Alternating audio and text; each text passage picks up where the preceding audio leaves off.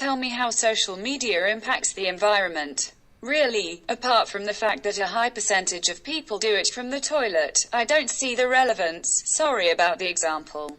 This was a response from a Twitter user when we asked the followers of the European Investment Bank whether they thought Twitter and other social media was good for the environment, whether people think it's helping or hurting the climate. They didn't think it has an impact. And that's not really their voice, by the way. That's the voice of someone we only know as English, UK, female, at a website converting text to speech called ttsreader.com. You copy in some text, and the website will read it out to you in a language and a voice that you prefer. It's another one of those nifty digital services that we have these days, together with Twitter, the phone that you're listening to this podcast on, and many other things. So are all these digital things good for the environment, for climate? I don't find any relevance in the question. Of course, it's a great tool for civic discussion and mobilization. Altogether, in our completely unscientific poll of Twitter users, 63% thought social media was good for the environment. But maybe they don't have the full story. Don't be scared. This is the podcast that always leaves the light on. This is Monster Under the Bed, the podcast that takes some of the fears and myths in our society and busts them wide open. My name is Alar Tankler.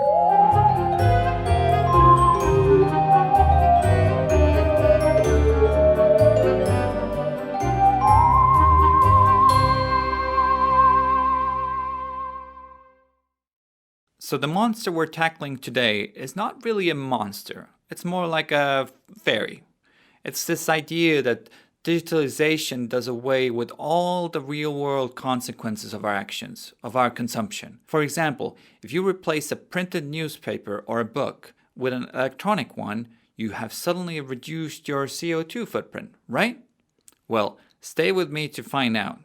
Because you see, we treat digitalization like a magical pixie dust that Tinkerbell sprinkles on old industries to make them all suddenly environmentally friendly.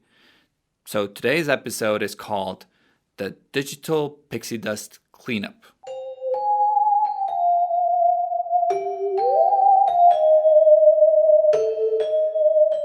This podcast series explores different myths, fears and beliefs, misconceptions which are costing us as a society. We talk to experts at the European Investment Bank to find out the truth behind these myths. If you enjoy this series and are new to us, subscribe to this podcast and rate us, and also get in touch to let us know what you think. I'm at Alar Tankler on Twitter. That's ALLARTANKLER.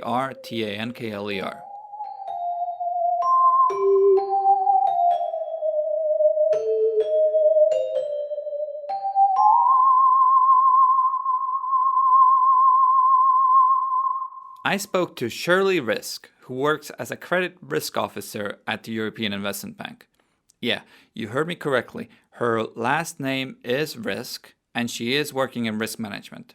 But even more surprisingly, she has taken a very active interest in the climate impact of the digital sector. Here's why. Well, in EIB, we're trying to finance projects which will mitigate climate change, and I'm working on a lot of such operations. I'm also looking at how climate change could have negative financial impact on our banks and on the society as a whole.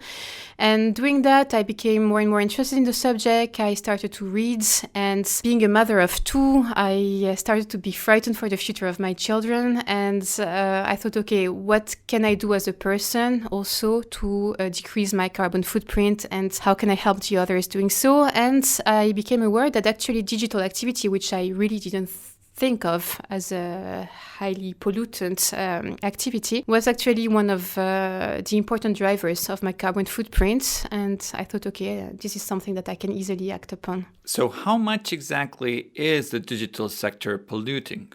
Well, digital sector today represents 4% of the global emissions of CO2. That's double the emissions of the civil aviation. And it's growing very rapidly, 9% per year. And with this pace, by 2025, digital activity could emit as much CO2 as the total cars in the world. So it turns out that all this virtual activity has quite non-virtual consequences. We speak of keeping our files in the cloud, for example, as if it's all thin air, whereas actually the cloud is a bunch of servers requiring energy to run and to cool and to access. No, it's true. I mean, we talk a lot about dematerialization, but it's actually a myth because, I mean, when you communicate through the internet, you need your individual hardware, your phone, your computer. Then you need a network which will channel the information. Then at the end, you will need, well, or in the middle, so you will need data centers which will either store the information or will enable it to pass through to another data center. And that's a lot of hardware. That's a lot of energy to fuel the hardware, but also to allow the information to move. So in the end, that's really not immaterial. I mean, you need a lot of commodities to build the hardware. You need rare earth, rare metals with very polluting mining processes, and then you need all the energy to fuel all these systems. And it's true that a lot of operators are now working with renewable energy, but we know that renewable energies are not growing fast enough to allow us to stay within the compliance of the Paris Agreement. So we should ask ourselves whether this is the right allocation of resources. I mean, for the transition to succeed, clean electricity based on renewable is key. So we cannot afford it to allocate disproportionately to the digital sector when the use of the digital sector is actually a lot for videos or things that are not Crucial, exactly. So the question is, are we using digital services for really useful things? As the Twitter user in the beginning suggested, Twitter can, at least in theory, be used to educate people about their environmental footprint and to mobilize climate protesters, for example. Or it's a platform for cat videos. Whether you use it for education or for cat videos, the amount of energy it consumes is similar. And even when it uses renewable sources, it takes away renewable power from other things that we might need energy for. There's also a second aspect where the digital services are competing with potentially more critical solutions, especially as we're discussing climate action.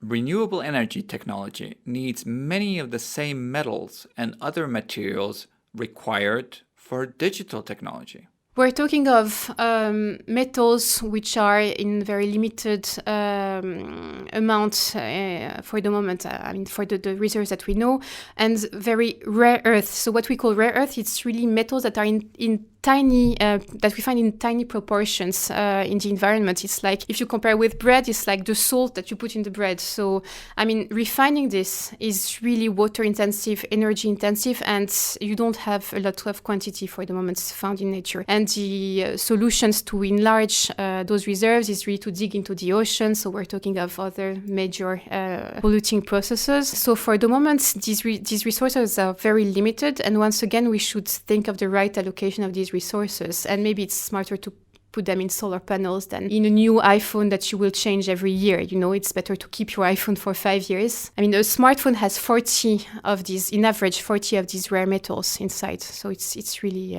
something that we should keep in mind when we buy new hardware. There's a lot of construction noise out here, so I don't know if you can hear me, but I'm walking over now to meet with the European Investment Bank's head of division for digital infrastructure, Harald Gruber, to ask him what the industry is doing to reduce the environmental footprint of the digital sector. So, Harald, in your assessment, is the digital sector, digitalization in general, is it beneficial for the environment or detrimental to it? Of course, you can have with digitalization an impact that can be detrimental to environment. But at the same time, you can also do things which are beneficial ultimately to the environment. So you mean that it depends on what we do with the technology? Precisely. For instance, you can first of all say that the digital sector per se has a footprint because it needs energy to be activated. All the equipment runs on electricity, as you know. Now, what you can basically do is that basically try to become that or to get those devices more energy efficiency so that you can do more with it using less energy. So this is what is called its own footprint of the technology. Clearly, you have also an impact on the volume of what you're doing is. On one hand, you get per unit of activity, you use less energy. But on the other hand, the activities, the volume of activities increases so fast that this efficiency gain per unit is more than overwhelmed by the increase of the activity. This phenomenon was first observed with coal and the steam engine in the 19th century England. James Watt came up with a much more efficient design for a steam engine, so people forecasted naturally that the demand for coal will go down, except for one economist, William Stanley Jevons, who correctly predicted that the increased efficiency of steam will mean that more people will start to use steam engines, thus driving up the demand for coal. This Jevons paradox, as it's known, can also be seen with digital technologies. The more efficient they are, the more they become to be used in everything from fridges to cars, and thus, despite the increased efficiency, the overall amount of energy consumed by the digital economy keeps going up. You can also see how you can reduce the device, the energy impact of those who are using the devices. Is it substitute or complementary to energy consumption? You mean if they're doing something less because of the technology, or they're just using more energy because they're doing more things? Exactly. If now through digitalization you can get now online booking and you do more flights, it has clearly a negative impact, the digital technology. But on the other hand, if you can use the technology basically to replace experiences that before you needed to go to a place to do a meeting or something like that, now you can do it with digital technologies from the place you are. It's a substitute. So it depends very much of how we conceive our activities. Is it complementary, so it increases the footprint, overall footprint, or is it a substitute?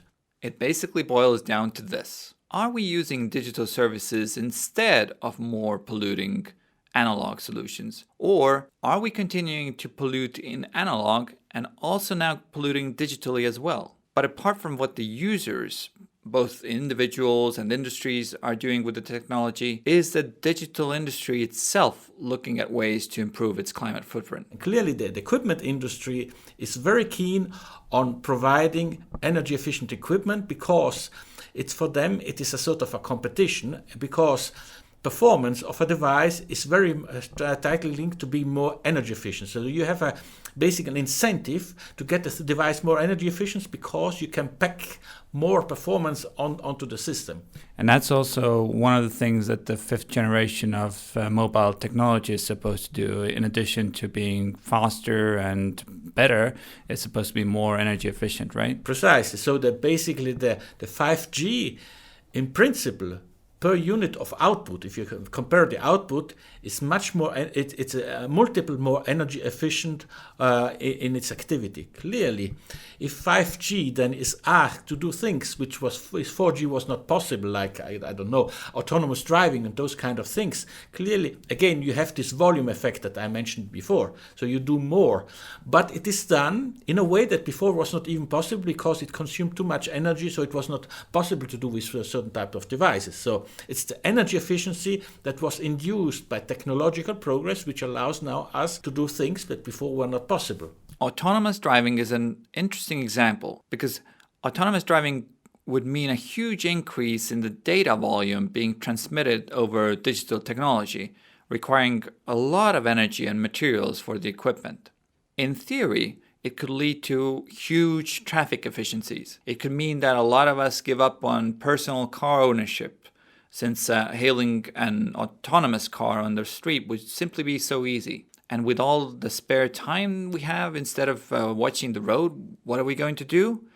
Are we, going to knit a sweater? Or maybe we're going to sit in our autonomous car, surfing the web, and buying something that has to be shipped into our homes from somewhere many, many CO2 tons away. Or you can imagine a scenario where autonomous driving means you will ask your car to drive itself back home after it has dropped you off at work and to come back to pick you up again after 5 o'clock. That's doubling its daily mileage. And let's face it, you will probably watch cat videos in your autonomous car. So measuring these scenarios seems like an incredibly difficult task, but it seems clear that in some areas the benefits of digitalization, also for the environment, could be huge. We are still at the starting level. Now people begin to realize that first of all the digital is part of the solution, and therefore you need to carefully think about the different options for how to deploy technology. I mean, very easy examples are, for instance, smart cities, where you use digital technology to channel the traffic in the most appropriate way. So basically, you need something that's sort of overriding all the traffic system, the signaling system, in a way that the traffic is guided in the most fluent way. That's one of the ways that you need. But the cities are very reluctant to invest in those kind of systems. So they need to have very strong incentives, because simply they are not that apparent immediately to the users. And somebody may think that, okay, I'm now guided by a system. I want to go from A to B, but I have to go over C because of environmental reasons. So it is a question of culture, probably, that such elements are thinking in, so that basically you need to do things different for the sake of environment. And the benefits of digitalization in the developing world are even greater. Clearly, experts agree that digitalization has a huge developmental impact. If a fisherman knows via the mobile phone which port he has to steer his catch to, it is worth a lot to the fisherman. In the same way that farmers, that they know where they have to basically transport the crop to, because you do have very poor transport facilities, very poor roads. So it has a huge impact on their well-being. So these are anecdotal examples, but you can have also much broader, if you want, macroeconomic examples, because digitalization helps developing countries to develop not in the way that we industrialized countries have developed. I mean, our developmental process was hugely energy intensive, as everybody can see, because all those countries have gone through factory smoke and all those kind of things, environmentally very negative impacts of development. With digitalization, there is scope of creating activities and basically environmental models and developmental models which are much more neutral towards environment.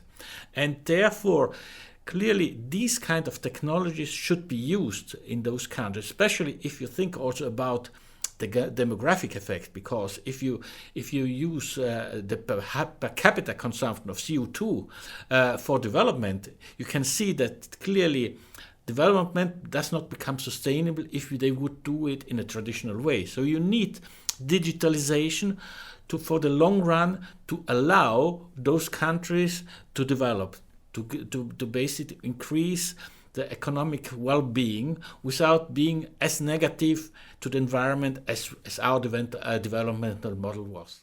So I was glad to hear that digitalization can have environmentally positive effects, but I was still worried about whether I'm doing all I can personally. So I went back to Shirley to ask for simple things that an individual could do better.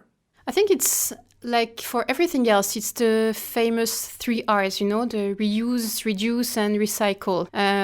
In rich countries, we've been changing our smartphones in average every 2 years. I mean, it's just very necessary. Okay, sometimes it's not our fault. You also have the programmed obsolescence, so it's something that should be a fault on two fronts, both with the manufacturers and with us as consumers. But of course, enlarging the life of our devices is key. Also, thinking of the use that we have for entertainment is something key. And today, the energy consumed by the the digital sector is 45% consumed by the production of hardware, so reducing is really key, and 55% by data traffic. And out of this 45%, 80% is video. So if you were just watching less video, less Netflix, less... By the way, out of this 80%, 27% is porn. So we should also think of, it's related to other societal topics. So we should really think of, how we're using all this capacity that can be really great for humanity as, knowledge sharing and enabling us to communicate better. I'm not saying that, we should be back to the caves, but we should really think, is it worth storing 1,000 selfies? We're taking, I don't know how many every day. I mean, couldn't we just delete and keep the best one? I mean, it's really small steps that we can take and that can make a difference. Well, you could store your big files on external hard drives, for example, rather than storing them on the cloud. Also, cleaning up your mailbox is, something that sounds really stupid, but there are 10 billion emails exchanged every hour, and that consumes a huge amount of energy as well. And apparently, studies show that out of these 10 billion of emails, only 20% are actually read. So unsubscribing, exactly, from newsletter, from commercial emails, fighting spams, cleaning up your email, because storing an email then has a cost also because it stays on the data centers. Yes, really, reducing there again. What about this podcast? Is that more climate friendly than a video, for example? It is, yeah. Okay. There's a huge difference between an audio file and a video file. So if you want to listen to songs, for instance, don't use YouTube, use Spotify or Deezer or I don't know, in any other server. That makes a huge difference. Phew. I was glad to hear that doing this podcast wasn't the worst thing we could do for the environment. And I hope that at the very least it made you think about your digital consumption. We are coming to the end of this season of Monster Under the Bed. But if you like what you heard, check out some of the other episodes on healthcare, urbanization, and many other issues where we often think in myths, believe in fairy dust, and fear the non-existent monsters under the bed. Also, please rate and review this podcast if you can, and tell me what you think. I'm at Allartankler on Twitter. This was Monster Under the Bed by the European Investment Bank, the EU's climate bank.